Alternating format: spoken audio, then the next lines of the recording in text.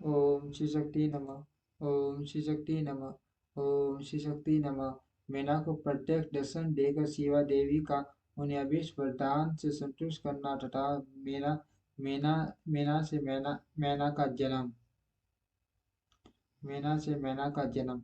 नारद जी ने पूछा, पिताजी, जब देवी दुर्गा अंतर्ध्यान हो गए और देवगण अपने अपने धाम को चले गए, उसके बाद क्या हुआ? ब्रह्मा जी ने कहा, मेरे पुत्रों में श्रेष्ठ विप्रवर नारद जब विष्णु आदि देव समुदाय हिमालय और मीना को देवी की आराधना का उपदेश दे चले गए, तब गिरिराज हिमाचल और मैना दोनों दंपति ने बड़ी भारी तपस्या आरंभ की। वे दिन रात शंभु और शिवा का चिंतन करते हुए भक्ति युक्त चित्त से नित्य उनके समय रीति से आराधना करने लगे। हिमवान की पत्नी मैना बड़ी प्रसन्नता से शिव सहित देवी की पूजा करने लगी। वे उन्हीं उन्हीं के संतोष के लिए सदा ब्राह्मणों को दान देती रहती थी। में संतान की कामना ले मैना चैत्र मास के आरंभ से लेकर 28 वर्षों तक प्रतिदिन तत्परता पूर्वक शिवा देवी की पूजा पूजा और आराधना में लगी रही। वे अष्टमी को उपवास करके नवमी को लड्डू और बलि मीठी खीर और गंध पुष्प आदि देवी को भेंट करते थे। गंगा के किनारे उस दीपस्थ में उमा की मिट्टी की मूर्ति बनाकर नाना प्रकार की वस्तुएं समर्पित करके उसकी पूजा करते थे। मैना देवी कभी निराहार रहती, कभी व्रत के नियमों का पालन करती, कभी जल पीकर रहती और कभी हवा पीकर ही रह जाती थी। विष्णु देश से दंपति हुई दप्त सप्तमती मैना ने प्रेम पूर्वक शिवा में चित्त लगाए 27 वर्ष व्यतीत कर दिए। 27 वर्ष पूरे होने पर जगन में शंकर कामिनी जगदम्बा उमा अत्यंत प्रसन्न हुई। मैना की उत्तम भक्ति से संतुष्ट हो वे परमेश्वरी देवी पर अनुग्रह करने के लिए उनके सामने प्रकट हुए थे। जब मंडल के बीच में विराजमान तथा अवयवों से संयुक्त उमा देवी प्रत्यक्ष दर्शन दे मैना से हंसती हुई बोली। देवी ने कहा, गिरिराज हिमालय की रानी माँ साध्वी मैना, मैं तुम्हारी तपस्या से बहुत प्रसन्न हूँ। तुम्हारे मन में जो अभिलाषा हो उसे कहो। मैना, तुमने तपस्या व्रत और समाधि के द्वारा जिस जिस वस्तु के लिए प्रार्थना की है वह सब मैं तुम्हें दूंगी। तब मैना के प्रत्यक्ष प्रकट हुई काली का देवी को देखकर प्रणाम किया और इस प्रकार का। मैना बोली, देवी, हे देवी, इस समय मुझे आपके रूप का आपका रूप का प्रत्येक दर्शन हुआ है। अर्थ मैं आपकी स्तुति करना चाहती हूँ काली के, इसके लिए आप प्रसन्न हो। ब्रह्मा जी कहते हैं, नारद, मैना की ऐसा कहने पर सर्व मोहिनी कालिका देवी ने मन में अत्यंत प्रसन्न हो अपनी दोनों बाहों से खींचकर मैना को हृदय से लगा लिया। इससे उन्हें तत्काल माँ ज्ञान की प्राप्ति हो गई। फिर तो मैना देवी प्रिय वचन द्वारा भक्ति भाव से अपने सामने खड़ी हुई और कालिका की स्तुति करने लगी। मैना बोली, जो जो माँ माया जगत को धारण करने वाली चंडिका लोकधारिणी तथा संपूर्ण मनोवांछित पदार्थों को देने वाली उन माँ देवी को मैं प्रणाम करती हूँ, जो नित्य आनंद प्रदान करने वाली माया योग निंदा जगत जननी जननी तथा सुंदर कमलों की माला से अलंकृत है। उन नित्य सीधा उमा देवी को मैं नमस्कार करती हूँ, जो सबकी माता में नित्य आनंदमय और भक्तों के शोक का नाश करने वाली तथा कल्प पर्यंत नारियों में एवं प्राणियों की बुद्धि रूपी रूपिणी है।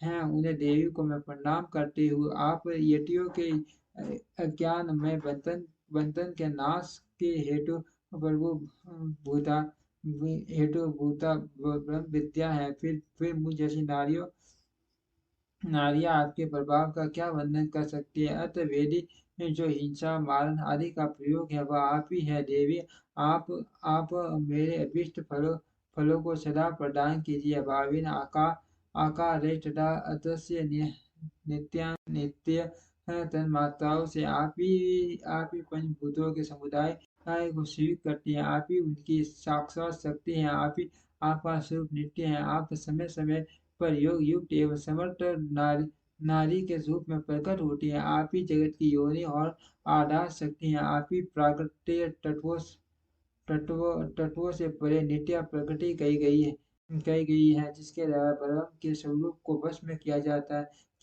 जाना जाता है, वह नित्य विद्या आप ही है। माता आज मुझ पर प्रसन्न हो, या आप ही अग्नि के भीतर व्याप्त उग्र उग्रदायी का शक्ति है। आप ही सूर्य किरणों में स्थित प्रकाशित शक्ति है। चंद्रमा में जो आदि का शक्ति है, वह भी आप ही हैं। ऐसी आप संधि देविका मैं स्तवन और वंदन करती हूँ। आप स्त्रियों को बहुत ही प्रिय है। उदर रेता ब्रह्मचारियों को ठहरे भूता नित्य ब्रह्म शक्ति है, वे आप ही हैं। संपूर्ण जगत की वंश तथा श्री हरि की माया माया भी आप ही हैं, जो देवी इच्छा अनुसार रूप धारण करके सृष्टि पालन और श्रृंगारमयी हो उन कार्यों का संपादन करती हैं, तथा ब्रह्मा विष्णु एवं रुद्र के शरीर के भी हेतुभूता हैं, वे आप ही हैं। देवी आज आप मुझ पर प्रसन्न हो, आपको पुनः मेरा नमस्कार है। ब्रह्मा जी कहते हैं, नारद मैना की इस प्रकार स्तुति करने पर दुर्गा कालिका ने पुनः उन मैना देवी से कहा, तुम अपना मनोवांछित वर मांग लो। हिमाचल प्रिय, तुम मुझे प्राणों के समान प्यारे हो। तुम्हारी जो इच्छा हो मांगो, उसे मैं निश्चय ही दे दूंगी। तुम्हारे लिए मुझे भी अधेय नहीं है।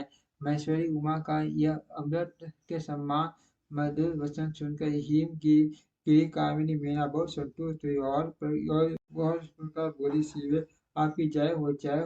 ज्ञान वाली महेश्वरी जगदम्बी के, यदि मैं वर पाने के लिए हो तो फिर आपसे श्रेष्ठ वर मांगती हूँ। जगदम्बे, पहले मुझे 100 पुत्र हो, उन सबकी बड़ी आयु हो, वे वर प्रास्त्र से युक्त तथा सिद्धि से संपन्न हो। उन पुत्रों के पट मेरी एक पुत्री हो, जो स्वरूप और गुणों से सुशोभित हो। वह दोनों कुलों को आनंद देने वाली तथा तीनों तीनों लेन पूजित हो। जगदम्बी के शिव से आप ही देवताओं का सिद्ध करने के लिए मेरी पुत्री तथा रुद्र देव की पत्नी हुई है, तदनुसार लीला कीजिए। ब्रह्मा जी कहते हैं, नारद मेनका की बात सुनकर प्रसन्न हत्या देवी उमा ने उनके मनोरथ को पूर्ण करने के लिए मुस्कुरा कर कहा। देवी बोली, पहले तुम्हें 100 बलवान पुत्र प्राप्त होंगे, उनमें भी एक सबसे अधिक बलवान और प्रधान होगा, सबसे पहले उत्पन्न होगा। तुम्हारी भक्ति से संतुष्ट हो मैं तुम्हारे यहाँ पुत्री के रूप में अवतीर्ण होगी, और शाम देवताओं से सेवित हो उनका कार्य सिद्ध करूंगी। ऐसा कहकर जगतधात्री परमेश्वरी कालिका का मेना के देखते देखते ही वही अदृश्य हो गई। तात महेश्वर से अभीष्ट वर पाकर मेनका को भी अपार हर्ष हुआ। उन तपस्या जनित सारा कलेश नष्ट हो गया। मुझे फिर कर्म से मेना के गर्भ रहा, और वह प्रतिदिन बढ़ने लगा। समय अनुसार उसने एक उत्तम पुत्र को उत्पन्न किया। नाम मैनाक था। तब उसने समुद्र के साथ उत्तम मैत्रीवान व अद्भुत पर्वत नाग वधुओं के उपभोग का स्थल बना हुआ है। उसके समस्त अंग श्रेष्ठ हिमालय के 100 पुत्रों में वह सबसे श्रेष्ठ और मान बल प्रकाश से संपन्न है। अपने से यहाँ अपने बाद प्रकट हुए समस्त पर्वतों में एकमात्र मैना की पर्वतराज के पद पर प्रतिष्ठित है। ओम श्री शक्ति नमः। ओम श्री शक्ति नमः। ओम श्री